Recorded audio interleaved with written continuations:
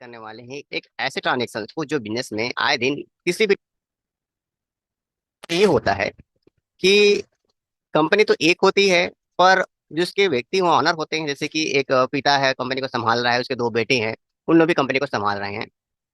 अब मैटर ये होता है कि उन लोग हमसे सामान खरीदते हैं और सामान खरीदने के बाद बिलिंग जो है अपने अपने नाम से कराते हैं कि मेरा अलग बिलिंग कर दो, मेरा अलग बिलिंग कर दो। पापा जी आते हैं तो पड़ रहा है।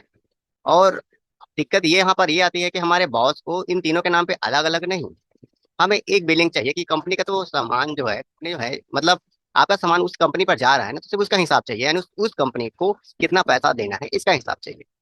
कस्टमर को क्या चाहिए, यानी आपके जो सप्लायर जो भी आप सामान खरीद रहे हैं आपको, यानी वो आपके कस्टमर ही है, उनको चाहिए कि बिल अलग अलग नाम पर बने, कभी कंपनी के नाम पे बने तो कभी व्यक्ति के नाम पे बने, तो कभी कंपनी के नाम पे बने, कभी भाई के नाम पे बने, कभी पापा के नाम पे बने, फिर कंपनी के नाम पे बने।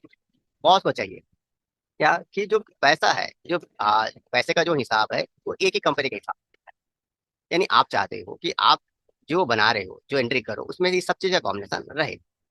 तो अभी हम कुछ एंट्री देखने वाले हैं जिसको आपको देखकर समझ में आ जाएगा कि अभी क्या करना है और क्या कॉन्सेप्ट हमारा होता है। तो देखो यहाँ पे एक टेबल आपको दिखाया था पहले। तो यहाँ पे आप देखोगे तो तीन अलग अलग सेल है। सबसे पहला जो सेल हुआ है यहाँ पर उसको मैं दिखाता हूँ। अब समय है मेरे गायब होने का। इसका प्रिंट निकालते हैं और इसका प्रिंट देखते हैं। तो आप देखिएगा ये जो बिल बना हुआ है, ये आपका एक कंपनी के नाम से बनी हुई है। यहाँ पे आप ध्यान से देखिएगा, कंपनी है और उसने सामान हमसे परचेज किया है। जबकि दूसरी एंट्री जब मैं देखूँ आपको तो सेम उस कंपनी के नाम पे बनाई गई है, लेकिन अगर मैं प्रिंट देखता हूँ तो ये व्यक्ति के नाम पर दिखाई दे रहा है। और साथ ही साथ में अगर नेक्स्ट बिल को भी देखूं और इसका प्रिंट निकालूं तो वो किसी अलग व्यक्ति के नाम पे बनाई गई है। कंपनी का नाम एंट्री आप ध्यान में रखिए वही है, लेकिन आपके जो एंट्रियां हैं, आपके जो मैटर्स हैं, वो बिल हैं, वो अलग अलग नाम पे बन रहे हैं। अब देखिए बिल अलग अलग नाम पे बन गए। अब बॉस को हिसाब क्या चाहिए, बॉस को हिसाब चाहिए कि अ, इस कंपनी से, यानी ये जो कंपनी आपके सामने दिखाई दे रही है, इस कंपनी से कितना पैसा लेना है। तो आप या तो बैलेंस शीट में इसको विजिट करके देखें। हाँ सॉरी, मैं अगला जगह चला गया था, ये यहाँ पर है। यहाँ पे क्लियर दिखा रहा है इस कंपनी से इतने का लेन देन बाकी है और इसने इस सामान परचेस किया है, इतने का सामान परचेस किया है। तो एक साथ हिसाब दिख भी रहा है। आप display mode report, account book, ledger, इनमें भी जाकर आप उस कंपनी को सर्च करके हिसाब आप देख सकते हो। पहला बिल का प्रिंट आप देख सकते हो, कहीं और की एंट्री नहीं है, जो भी है उसी के हिसाब से हो रही है। जो बिल बन रहा है वो भी ध्यान में रखते रहें आप।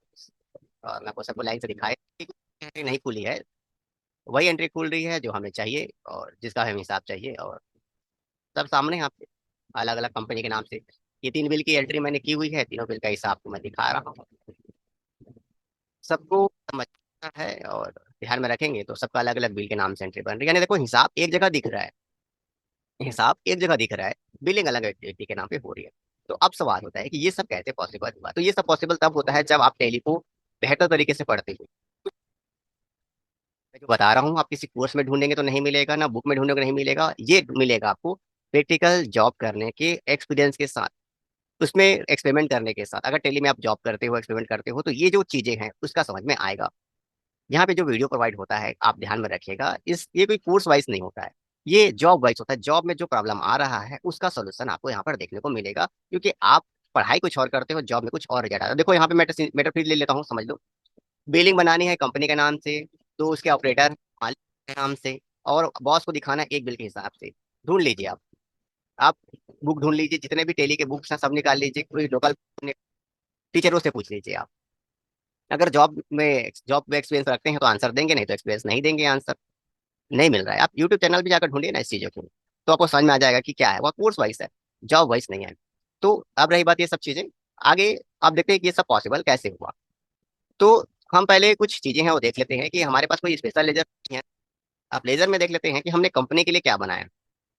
जैसे आप बनाते हो वैसे ही हमने लेजर बनाया है, किसी प्रकार का कोई भी स्पेशल नहीं है यहाँ पर ना। कंपनी का एड्रेस, बस। कोई विशेष प्रकार का कोई एंट्री नहीं है। और सेल्स के लिए हमने सेल्स बनाया है, कोई विशेष प्रकार की एंट्री नहीं है, आप ध्यान में रखिएगा। बस सेल्स मतलब सेल्स, इसके अतिरिक्त हमारे पास कुछ नहीं है। अगर आपको स्टॉक आइटम भी देखना है तो भी देख लीजिए, नॉर्मल तरीके से एंट्री हुई है, किसी प्रकार का कोई भी नहीं है। और आप स्टॉक ग्रुप भी देख सकते हो, और यूनिट भी देख सकते हो। किसी प्रकार का कोई ऐसा एंट्री नहीं देखने को मिलेगा कि जो एकदम नया हो। तो सवाल आता है कि वो आंसर कैसे बन रहा है। तो वो होता है थोड़ा टेक्निक को यूज करने पर, आप दिमाग लगाओगे तो आंसर आ जाएगा। तो सबसे पहला जो एंट्री हम देखते हैं इस कंपनी का, उसको इंटर करते हैं।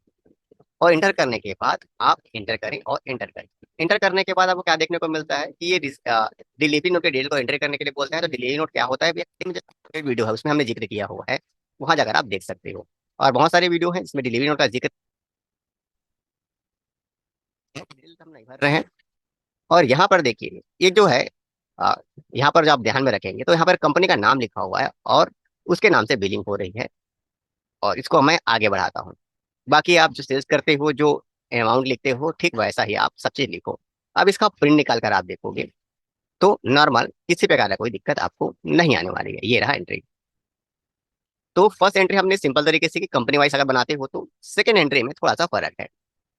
यहाँ भी डिलीवरी नोट नहीं लिखा हुआ है, लेकिन यहाँ पर अमित का जिक्र है। तो हमने क्या किया, यहाँ पे न्यू पार्टी में क्लिक किया, और पार्टी में क्लिक करके जो भी उसका नाम है XYZ वो हमने यहाँ पे लिख दिया। यानी हमने अमित लिख दिया, और हमारी एंट्री यहाँ पे पास हो गई।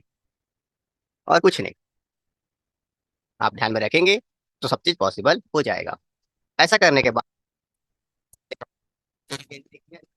प्रिंट करने के बाद, करेंट में क्लिक करने के बाद, प्रीव्यू करने के बाद आप देखोगे तो आपको व्यक्ति के नाम पे बिल बना हुआ दिखाई देगा। ये सेकेंड, मतलब लास्ट जो एंट्री है उसके साथ भी यही किया हुआ है। आप बिल देख लीजिए, किसके नाम पे बन रहा है, सुमित के नाम पे।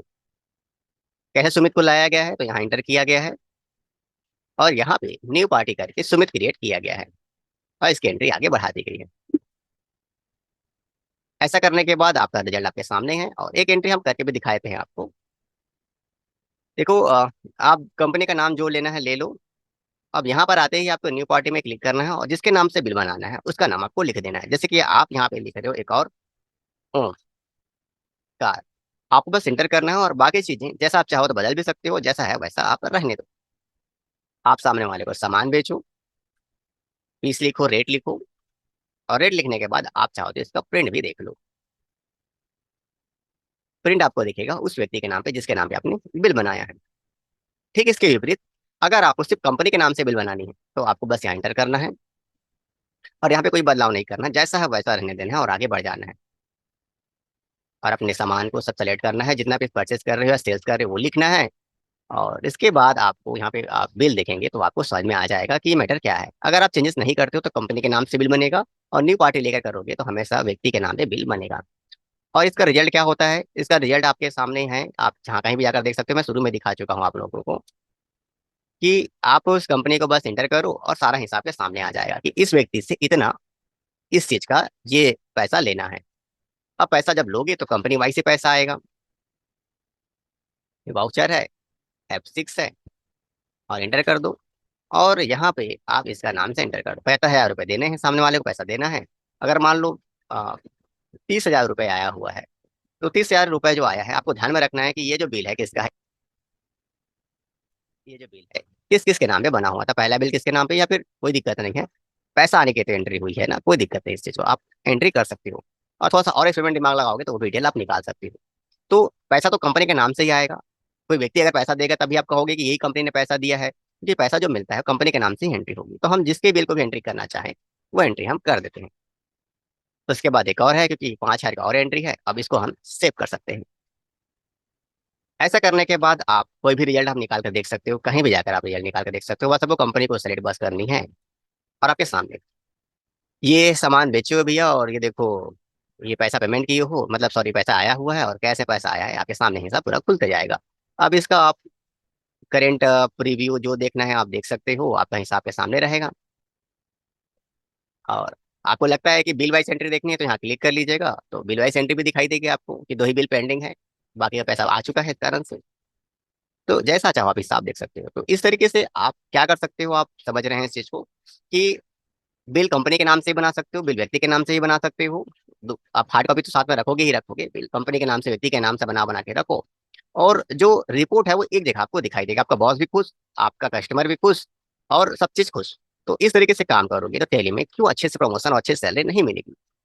तो हमने अपना बेस्ट तरीका आपको समझा दिया है। अगर ये वीडियो आपको बेहतर लगा, जानकारी इंपॉर्टेंट लगी और सब चीज बेहतर लगा, तो समय है चैनल को लाइक एंड सब्सक्राइब करने का। और नहीं करते कोई दिक्कत नहीं है, आप चैनल पर आते रहें, विजिट करते रहें, सीखते रहें, पैसा कमाते रहें और घर चलाते रहें।